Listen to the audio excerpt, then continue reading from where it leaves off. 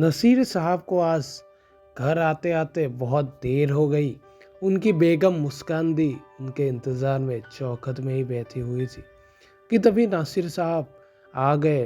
पर उनको देख मुस्कान दी बहुत ज़ोर से चिल्लाई, जिसे सुनकर नसीर साहब का इकलौता बेटा नवाज दौड़ के चौखट में आता है तो देखता है कि उसकी माँ का चिल्लाना लाजमी था, क्योंकि नसीर साहब का देह पूरी पत्तियों से भरी थी। उसके पैर से लेकर सिर तक पत्ती बंधी थी।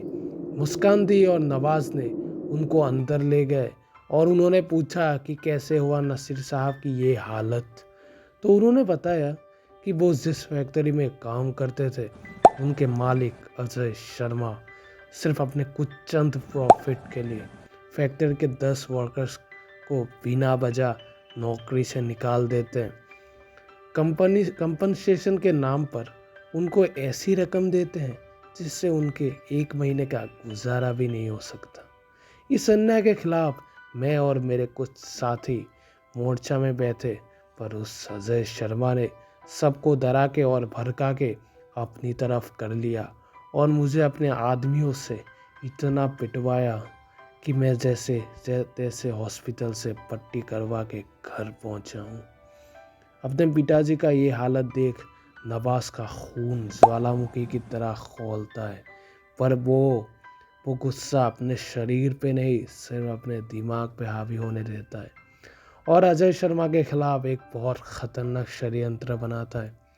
नवाज अगले दिन से ही अजय शर्मा की हर एक एक्टिविटी को फॉलो करने लगता है और उसे ये बात पता चलती है कि अजय को कैसीनो में पोकर खेलने का बहुत शौक था और वो अपने ही एक कैसीनो में हर शाम को पोकर खेलता था।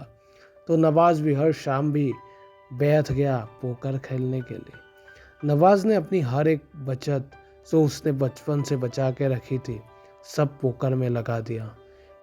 पहले पहले तो नवाज बहुत गेम हारा, पर धीरे धीरे वो इस खेल का पारखी बन गया। वो 2 महीने लगातार हर शाम को कैसीनो में खेलता रहता था, सिर्फ अजय के नज़र में आने के लिए। वो दिन भी आ ही गया।